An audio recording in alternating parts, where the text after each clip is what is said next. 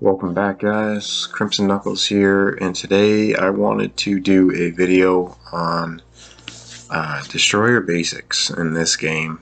Now, I'm not quite sure how the numbers are anymore as far as like new players to seasoned players and whatnot, but I've been meaning to start putting out some videos, like tutorials on how to play each class. And since destroyers are the most important class in the game right now, as they've always been, I wanted to do a couple videos on them, and I figured I'd start off with the gunboat version of that. The Americans are the first tech tree in the game anyway, so might as well start off with the Farragut line. So for the new people, the seasoned guys are not going to get too much out of this video, if anything. But for the new guys, the entire game is based off of rock, paper, scissors. You've got four main classes: destroyers, cruisers, battleships, and carriers. Now, destroyers, they beat battleships. Battleships beat cruisers. Cruisers beat destroyers. Carriers pretty much beat everything. But that's the bulk of it. That's how the game has been. Before carriers were introduced, some might say it was more balanced. I personally don't mind carriers. Yeah, they are annoying. However, I do like playing against them, and I do like playing as the carrier. Anyway, now the Farragut, American Destroyer Tier 4, it is probably one of the best destroyers in the game at Tier 4. Especially at what it does. It's got really good guns. Concealment isn't that great. The torpedoes are, short range, but they're okay. You get 8 torpedoes, like a minute reload, whatever. The main goal that you are providing, like what you're trying to provide for your team in a destroyer, you are there to spot the enemy, keep track of their positions, and to cap points. Now, I want to start getting into the Farragut a little bit. Your main goal as a gunboat in the Farragut, you are to counter the enemy destroyers, and for that, you want good health. Farragut's got a decent amount of health. Let me go to the commander build first off. We're running William Halsey.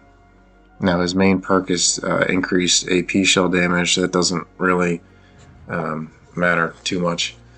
Inspirations, we've got Vlad for decreased damage and Sims for increased HP. We want this thing as durable as it can be. And then for the commander skills, we're taking increased reload or decreased reload of the main guns, as well as the increased torpedo detectability. If you're going to be playing to combat enemy destroyers, you want to be able to see their torpedoes from as far away as possible. The second perk we're taking is Concealment, so that we can get closer to the enemy destroyers without them spotting us. The third skill that we're taking is Perceptive, and that is so we can see who the closest enemy, like where the closest enemy ship is in relation to us. Very invaluable for finding enemy destroyers. The fourth perk is just Smoke. And now this legendary perk, I highly recommend any new guys, once you find a commander that you want and you want to start leveling them up, get the legendary perk as soon as you can for your destroyer. Unstoppable. It is a necessity. When your engine gets knocked or your rudder gets knocked, you still retain some mobility and you can keep moving. Now let's start going over the Farragut a little bit. 12,600 HP. It's good for the tier. You get 5 guns that reload every 4 seconds. It's great for fighting other destroyers. That HE shell damage is pretty good.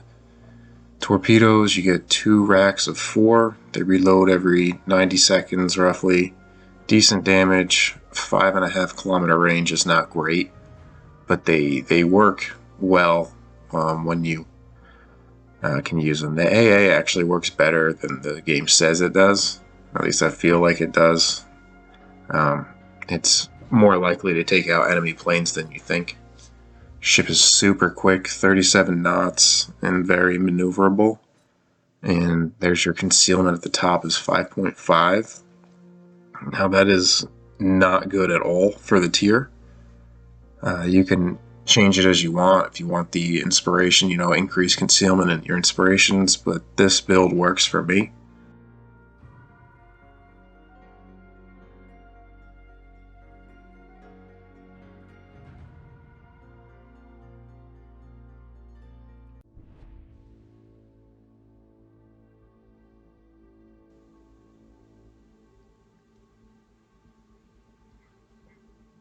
Okay, so this game is Epicenter. That's the game mode. Now, the further into the center you go, the more points your team can accrue as long as you cap. There's essentially 3 bases within the center of this map. And the further in you go, you can cap all 3 bases. Now, I spawned on the left flank.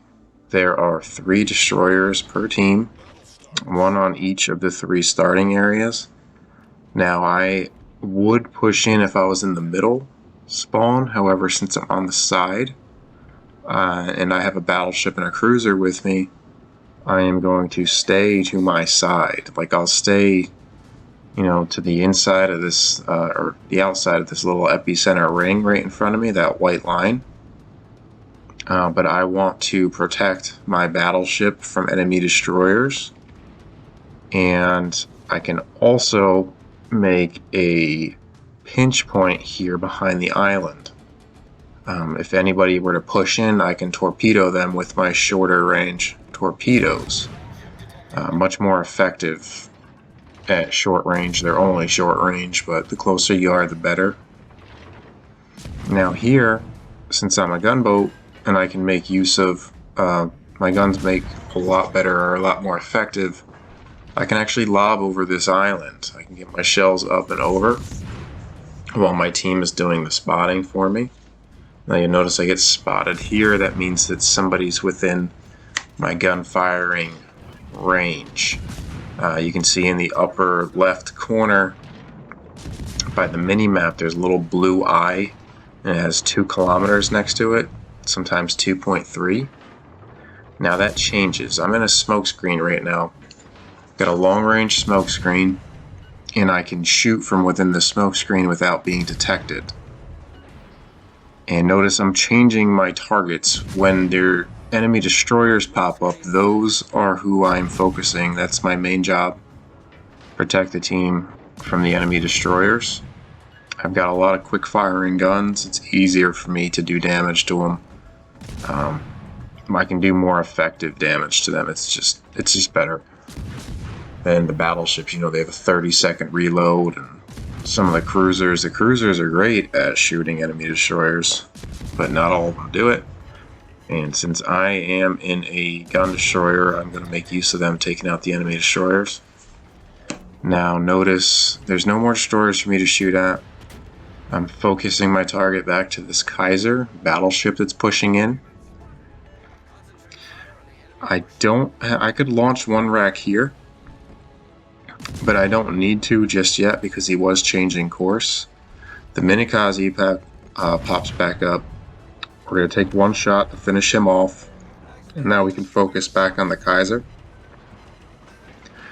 Remember, our main goal was to take out enemy destroyers. Granted, the Kaiser's coming in, you want to torp them, but if you take out that enemy destroyer first, even just 1 or 2 seconds of him being alive longer might be the time he needs to get his torps off.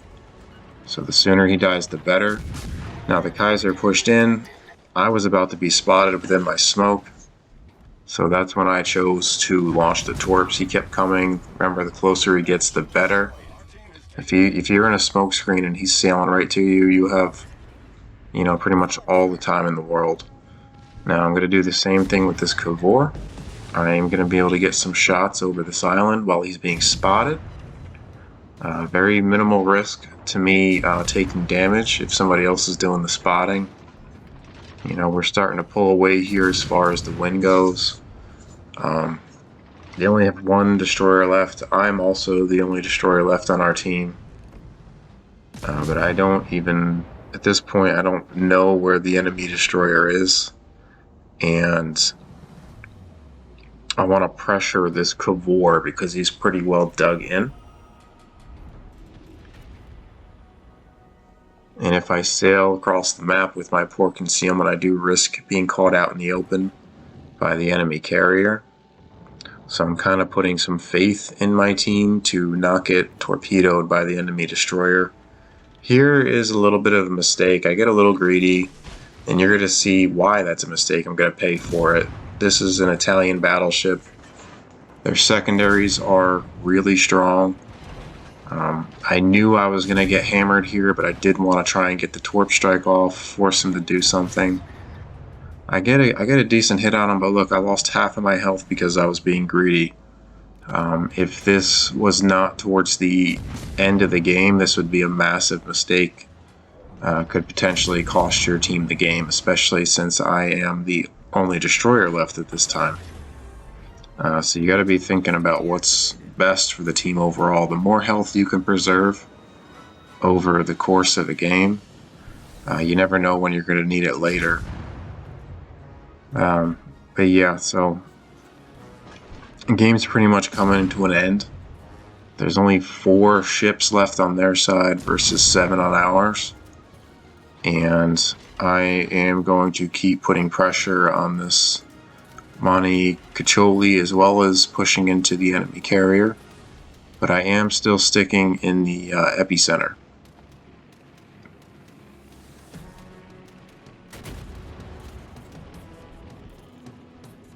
I believe I have a cruiser pushing up with me. So in case the other destroyer pops up, I'll be right here to help him with that. But now we're spotting the host show for the cruiser. Cruiser should be able to start getting some shots off. But I'm not going to go chasing out there. Notice there's, if you look at the mini-map, there's a little, well now it's a red icon that Monte Caccioli is coming around the island. And I don't want to get shot by him. Now the Acosta pops up. He's the last destroyer. We are going to take some shots at him, hopefully finish him off. You know, any little bit of damage helps, because you never know how much health they're going to have left. You know, if you get, they might go undetected for the rest of the game, whereas if you just hit them with one more shell, you could have finished them off. So any shot that you get, you need to take at the enemy destroyers.